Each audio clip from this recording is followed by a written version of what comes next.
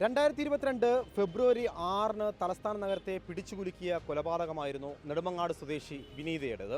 തിരുവനന്തപുരം അമ്പലമുക്ക് പ്രവർത്തിക്കുന്ന അലങ്കാര ചെടികൾ വിൽക്കുന്ന കടയിലെ ജീവനക്കാരിയായിരുന്നു വിനീത. അന്ന് പകൽ സമയമാണ് നമ്മുടെ കന്യാകുമാരി വെള്ളമടം സ്വദേശിയായിട്ടുള്ള രാജേന്ദ്രൻ ഈ കടയിലെത്തുകയും വിനീതയുടെ കഴുത്തിലുണ്ടായിരുന്ന 4.5 പവൻ സ്വർണം കവർന്നെടുക്കുകയും വിനീതയെ കുത്തിക്കൊലപ്പെടുത്തി ഈ സ്ഥലത്തു നിന്നും കടന്നു കളഞ്ഞത്.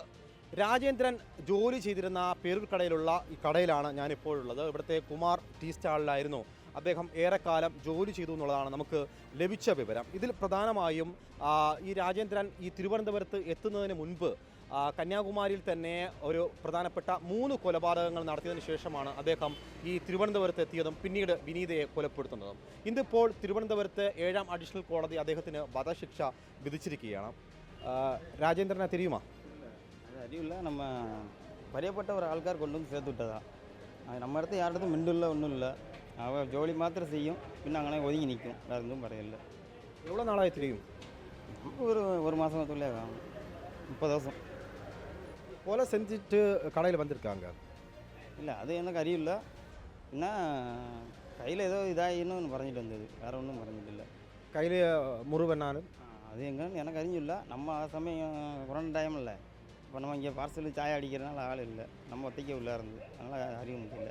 ഞാനിപ്പോൾ നിൽക്കുന്ന ഈ അമ്പലമുക്കുള്ള ഈ സ്ഥലത്ത് വെച്ചാണ് രാജേന്ദ്രൻ 2022 ഫെബ്രുവരി 6 വിനീതയെ അതിക്രൂരമായിട്ട് കൊലപ്പെടുത്തുന്നത്.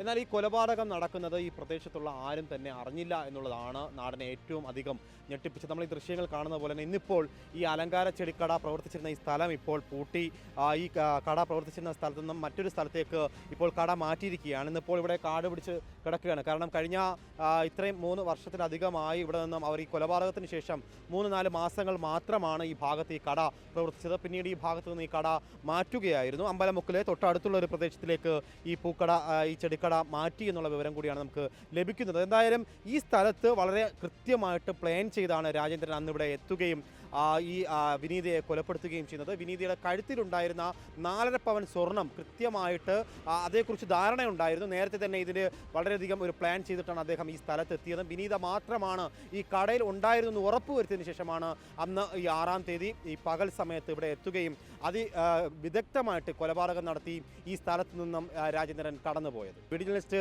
നന്ദകിഷോറിനൊപ്പം reporter Arun Solomon, in reporter, Thiruvananthapuram.